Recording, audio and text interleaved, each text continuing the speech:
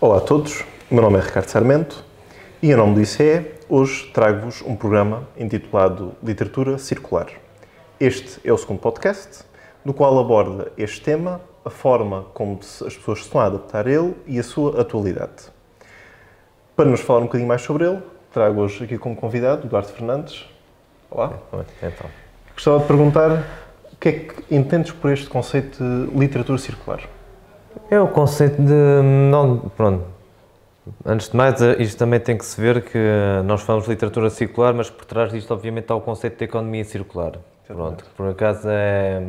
No fundo, assim, muito, de forma bastante breve, acho que a economia circular resume-se à circulação constante de bens e serviços, e isto acho que quem está dentro do que é o mercado, por exemplo, de segunda mão, percebe basicamente, uma pessoa compra um livro, neste caso, aplicando agora ao caso da literatura, que é o que nós, no fundo, estamos aqui a falar, é, por exemplo, eu adquiro um livro e, por algum motivo, quero-me desfazer dele e, ao vendo, através de plataformas, pronto, que se calhar não convém aqui fazer a publicidade, não é? Se calhar melhor não fazer publicidade, mas sim, nas devidas plataformas de compra e venda de artigos em segunda mão. No caso dos livros específicos, pode-se entregar um alfarrabista, ou então quem tem essa possibilidade de fazer doações à biblioteca municipais ou à junta de freguesia. Portanto, o livro, ou melhor, o livro só foi gasto dinheiro com ele uma vez. Ou melhor, isto se acabares pelo doar. Depende. Sim, se o acabaste por doar, ou melhor, isto caso não o tenhas doado ou não tenhas dado, né? Porque, por exemplo, comprei um livro quando saiu, entrego no alfarrabista, ele vai vendê-lo por um valor, claro. ou se eu entender vendê-lo numa dessas plataformas, posso até cobrar o valor que bem entender, pronto.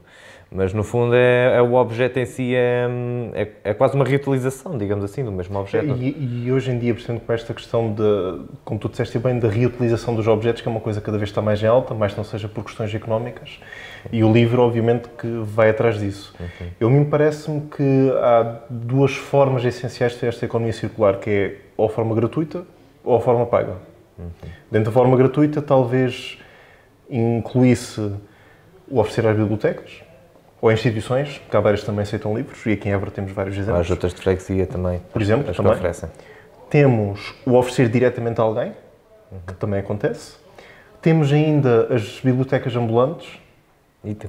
Correção, itinerantes. Itinerantes. Isso foi uma prática que se perdeu já há muitos anos, mas sim... Perdeu-me, e foi uma coisa que começou em Portugal em meados do século XX, que era precisamente com o objetivo de levar a literatura às pessoas, e em algum dado momento isso depois meio que desapareceu. Mas há algumas instituições que estão a tentar voltar a fazer isso. Eu acho que aqui nesta cidade ninguém neste momento está a fazê-lo, mas sei que há vilas e cidades onde andam a tentar reativar esse Sim, havia. Sistema. Aqui em Portugal, essa parte de se tentar reativar não desconheci por completo.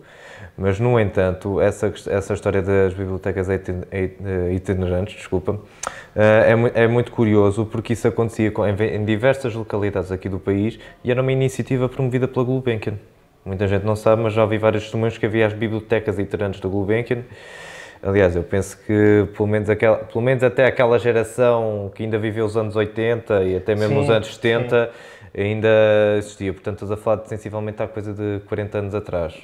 Pronto. Eu sei que houve um projeto recentemente, era lá para cima para o norte, tinha dito que era até na zona de Trás-os-Montes, eu não consigo já precisar onde é que era, mas que eles estavam precisamente a fazer isso. Ia à carrinha, com uma biblioteca lá dentro, andava de aldeia em aldeia, as pessoas entravam, levavam os livros que queriam, ofereciam os livros novamente e estavam a tentar, eu não sei se isso neste momento ainda se mantém ou não, mas sei que pelo menos aí estavam a fazer isso.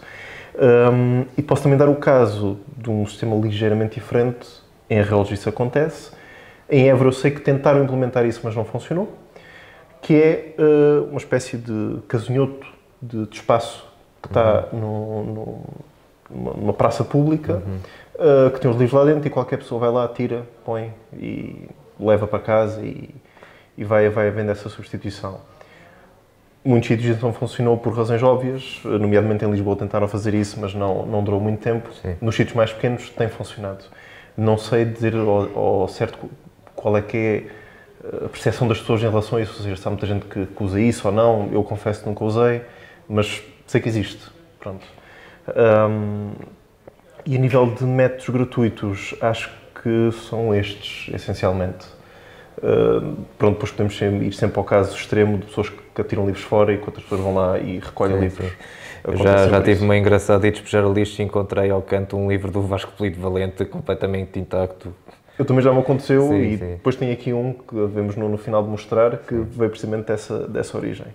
No caso dos sistemas pagos, digamos assim, temos alfarrabistas, como tu disseste, temos os sites de revenda na internet, que há vários, nacionais e internacionais. Temos os leilões de livros, que é uma coisa que tem estado a acontecer muito nos últimos tempos e tem estado a ter muita apetência, principalmente de livros mais antigos. O que é que temos mais? Bom, da minha experiência, pronto, assim permitindo os meios pagos, já comprei livros em alfarrabistas, aliás, os 2 exemplares que eu trouxe foi adquirir por essa via, mas eu fico sempre intrigado pela questão das bibliotecas itinerantes. O caso do Casinhoto, há uma iniciativa, e pelo menos aqui em Évora está a ver, pelo menos há uma chamada das bibliotecas cabina. Sim, pronto. Sim. Aliás, temos aqui no polo do Colégio do Espírito Santo. Exatamente, já tive tentado, volta e meia vou lá pontualmente, mas ainda não calhou de ver lá nada que me chamasse a atenção. Sim, até porque lá está, aquilo é livros usados e pronto, quem também anda muito por este meio, também um sítio que tu vês que tem muita coisa que tu encontras em qualquer lado, pronto, foi mais por aí, mas em todo o caso dou sempre uma vista de olhos, pronto, quando por lá passo. Mas eu acho que, pronto, isto também não é também de todo, não é todo o primeiro acaso que nós estamos aqui, porque à partida partilhamos esse gosto da literatura e gostar de ter livros e estamos todos os chamados book lovers e andamos todos a partilhar e gostamos de discutir livros e essa situação esses exemplos não das bibliotecas itinerantes, porque já não é da minha geração, mas eu falo sempre da questão das bibliotecas, porque sem dúvida alguma aquilo que contribuiu de facto para a minha formação enquanto leitor. Eu eu sou dali da zona de Lisboa, andei sempre ali entre os conceitos de Cintia Armadora e mesmo por ter mudado de casa, apesar de ter mudado de casa várias vezes, eu sempre tive a oportunidade de ter as bibliotecas municipais a coisa de 10 minutos. Pronto, pela curiosidade, pronto.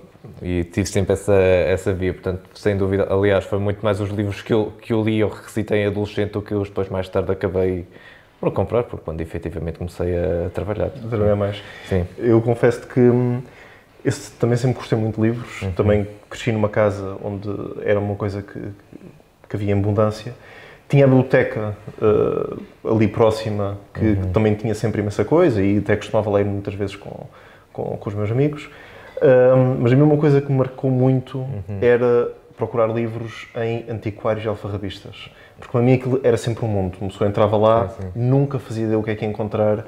E principalmente aqueles em que estava tudo ao molho, era tudo completamente caótico. Uma pessoa, a cada livro que está a levantar, nunca faz ideia o que é que vai aparecer por baixo. E houve algumas histórias muito interessantes nesse aspecto. E depois acontecem todo tipo de coisas absurdas, desde pessoas que pedem valores completamente astronómicos pelos livros mais banais deste mundo e o contrário. Pessoas que vendem livros do mais barato sem terem a menor noção do que é que estão a vender. E a mim sempre me interessou muito isso, também porque acho muito interessante a história do livro. Não apenas o conteúdo, o objeto em si, mas por onde é que ele andou. E quem é que o teve e por onde é que ele passou. E nesta questão da economia circular dos livros notas muito isso, porque eles é raro virem em estado imaculado, normalmente já vêm sempre com algum tipo de danos. Alguns vêm com assinaturas, vêm com dedicatórias, vêm com apontamentos, que é uma coisa que eu confesso que detesto quando vejo livros riscados com canetas amarelas a assinalar onde é que estão as coisas. Eu riscado não, mas acho muito interessante. Aliás, eu próprio tenho esse hábito dos livros, quando acabo de os ler, a última página, todas, que é quando está em branco, assino e depois meto a data de quando acabei de ler. Por acaso eu nunca fiz isso. Eu que faço uma coisa é... E acho engraçado porque já requisitei o livro, foi uma prática que eu adotei, porque eu compro muita coisa em segunda mão, a dada altura comecei a reparar que havia muita gente que fazia isso e acho espetacular, principalmente livros antigos. Havia até uma coleção, ainda há, mas agora com capas diferentes, e a editora ainda existe, que era uma coleção, que era a coleção Dois Mundos, que oferecia clássicos da literatura e pronto, e estamos a falar de livros, alguns deles já ainda dos anos 70, pronto. Como disse, quer a coleção, quer a editora ainda existem, mas já, obviamente, já fazem edições mais recentes e encontras aí pronto, nas livrarias convencionais. Pronto.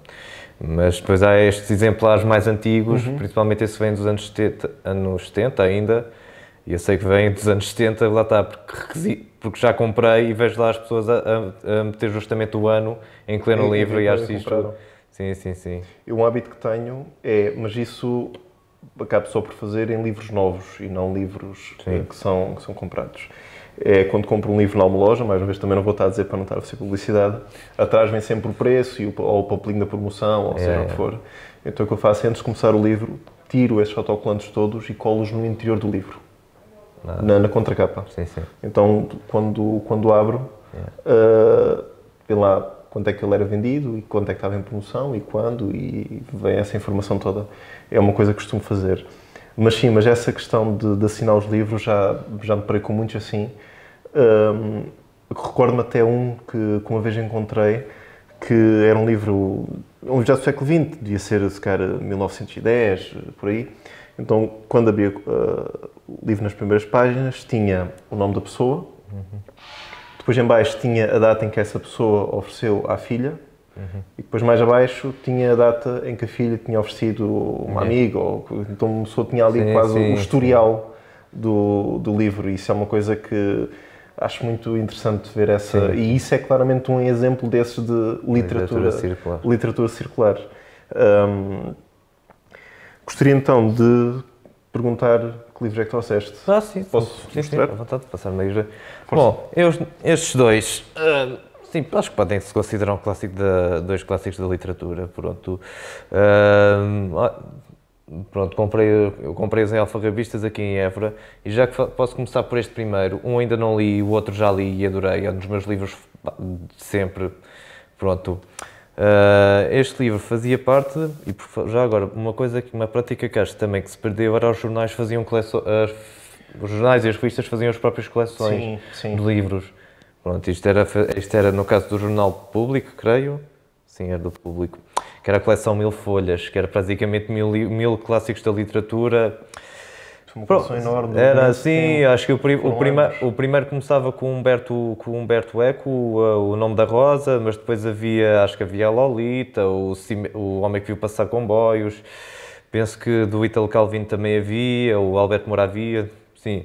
Pronto, no caso, eu trago este, que é o volume 14, o Mestre e Margarita, ou Margarita e o Mestre, pronto, há uma edição mais recente, troca a ordem dos nomes, mas a história é a mesma. É um clássico da literatura russa, do Mikhail Bulgakov, acho que é uma história... Pronto, eu nunca tendo alimentado aquele discurso da literatura de género, ou fantástico, ou se há literatura menor ou melhor, acho que há simplesmente a literatura que a gente gosta e a literatura que a gente não gosta, porque também temos que ter paciência, mal seria se não gostássemos tudo. Mas este livro entrou entre os meus favoritos de sempre, porque, embora eu também nunca tenha alimentado essa discussão, a verdade é que também, por algum motivo, o género fantástico nunca me disse assim grande coisa. Pronto, eu nunca fui aquele rapaz que gostasse de ler o Harry Potter ou as Crónicas de Nárnia ou o que fosse. Não. Mas este livro, acho que é, mesmo para quem gosta, é um livro fantástico, que é um livro que fala aqui, vai um bocado buscar vai um bocado beber ao mito faustiano do Goethe, pronto, não querendo dar spoiler, mas acho que também não é por aí que, acho que o interessante é, mais do que dizer a história, e eu podia contar aqui a história mesmo muito resumidamente, acho que o interessante dos livros é, ao contrário dos filmes, é que no livro, mesmo que tu podes já saber a história, mas aquilo que é cativante é o percurso da história, sim, como é que os acontecimentos depois do resumo depois se cruzam. Pronto, mas é um livro que fala aqui um bocado da natureza, vai explorar um bocado aquela dicotomia entre o bem e o mal, depois também explorar aqui um bocado a sociedade russa. Este livro foi escrito em pleno stalinismo e até foi censurado por causa disso, porque há críticas claras ao regime. Pronto, ainda que muito subtis, mas claras. Também é um bocado estranho, mas sim. Mas sim, posso dizer, só a primeira cena deste livro são dois intelectuais russos a discutir a existência de Deus com o próprio Satanás, sem que façam ideia de quem é a pessoa com quem estão a lidar. Pronto, sim, depois fala-se aqui em magia negra, porque depois há uma trupe de circo que se instala num hotel ou numa estalagem, e depois durante o espetáculo há várias atrocidades que acontecem pela cidade e é mesmo quem assiste ao próprio espetáculo. Há aqui um romance entre um jovem escritor e uma mulher casada, esta que depois se transforma numa bruxa e depois faz uma viagem de vassoura pelas ruas de Moscovo, e a descrição da própria cena é apaixonante, sim. Mas acho que para quem gosta desse género, acho que é um livro fantástico. Estás-me a convencer. Sim, sim. Eu então, que nunca fui dado a este género, a mim conquistou-me. Pronto. E depois outro, este aqui, um bocadinho mais antigo. Penso que, olha, enquanto também era um livro que andava à procura de bastante tempo, nem sei se dá para ver, mas está aqui. O Bom Demónio, do Nikos Kazantzakis. Pronto, trouxe aqui um russo e agora te apresento este que é um grego. Pronto, o Nikos Kazantzakis, o Bom Demónio. Isto tem que ser aqui alguma prática, sim. Mas sim, o que dizer deste livro? Ele foi reeditado recentemente, ou melhor, a obra do Kazantzakis está a ser reeditada. Pelas edições 70, pronto. E no caso deste livro, ele tem um outro livro que acho que é a Última Tentação de Jesus Cristo. Nestas novas edições das edições 70 ficou a Última Tentação só. E no caso deste, o Bom Demónio, que foi uma frase que o tradutor tomou essa liberdade de traduzir o nome, porque na verdade acho que o título do grego, pronto, é difícil estar a traduzir porque eu não sei grego. Também não é necessário. Sim, mas eu penso que a tradução atual das edições 70 está mais fiel ao título original, que é A Vida e Andanças de Alexis Zorba. Pronto. Okay. Este livro, para quem não sabe, depois deu origem a um filme, penso que com o Anthony Quinn, penso que também nos anos 60, pronto. Pronto, e que é a história de um homem que vive atormentado pelo seu próprio demónio, sendo que temos aqui uma figura de um homem que é um académico e um intelectual, e pronto, é assim uma pessoa bastante sóbria, digamos assim, que depois é atormentado pelo seu demónio, que é precisamente o oposto, é todo um devasso e quer andar de volta das mulheres da vila e tudo mais, mas é um demónio que vive bem com os seus defeitos, pronto, acho que e que de alguma forma transmite leveza, pronto, àquele que ele quer atormentar. Pronto, okay. Assim como o Bulgakov, há essa dicotomia que a mim sempre me interessou muito entre o bem e o mal. Pronto, e já agora, sem citar sites nem lojas especificamente, sim, obviamente, sim, como é que arranjaste esses dois livros? Olha, foi em 2 alfarrabistas aqui em Évora. Okay. Sim, sim. Mas já agora, a título de curiosidade, porque já podem ver o livro, este fascina-me porque o livro, como podem ver aqui pela lombada, é já bem antigo, com as páginas bem amarelas, tem que se ter... Algum cuidado. Sim, sim, isto depois já lá está, além do cuidado, porque já ser bastante frágil, depois há aqui também emana também um certo respeito, não é? Uma edição antiga, mas isto era de uma editora, nem sei se ainda existe, que era a editora Uliceia. E esta edição... Olha, está aqui, esta edição está aqui o ano 1959. Portanto, é mesmo caso para ter respeito, sim. Sim. E há alguns livros desse período que, devido às escolas e ao tipo de papel que usavam, eram particularmente frágeis, sim, e ainda mais cuidado é necessário ter. Sim. Vou também mostrar aqui 4 exemplos e irei mostrá-los não tanto pelo conteúdo do livro em si, sim, mas mais pela forma como foram arranjados, porque cada um foi arranjado de uma forma diferente. Este aqui, que é uma geografia geral de 1901, foi encontrado no lixo, portanto, claramente alguém já não o queria e pronto, desfez-se dele. Este, que é Suma Demoníaca, de José António Fortea, é um livro que foi arranjado em sites de revendas. E foi um livro que a mim chamou muita atenção porque é extremamente difícil encontrá-lo na versão portuguesa, porque ele é espanhol e em espanhol arranja-se, mas em português é muito difícil.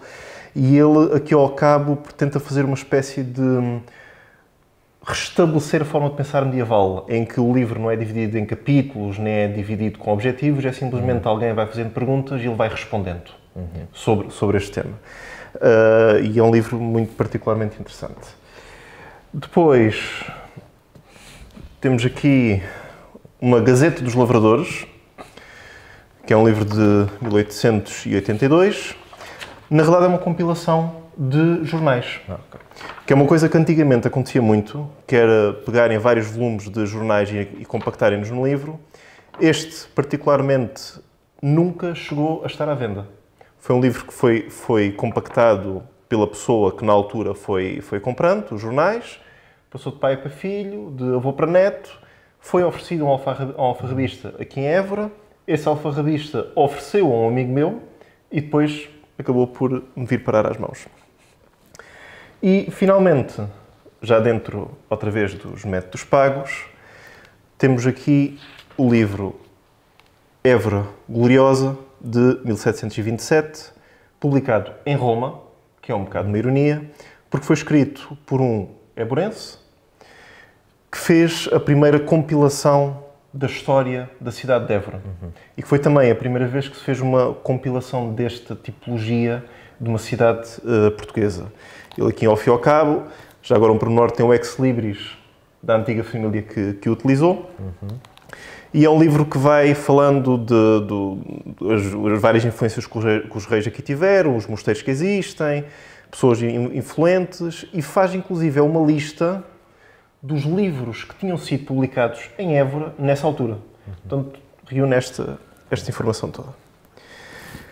Posto isto, não sei se queres acrescentar mais alguma coisa. Não, eu não tenho assim muito mais, é só mesmo congratular por esta iniciativa e pá, lá está, acho que em suma, pronto, nós somos só pessoas que gostam de livros, a tentar incentivar ou apelar à leitura. Consumo de livros e à leitura, consumo regrado. Faça a correção, consumo não regrado, porque um livro nunca é demais. Muito obrigado a todos.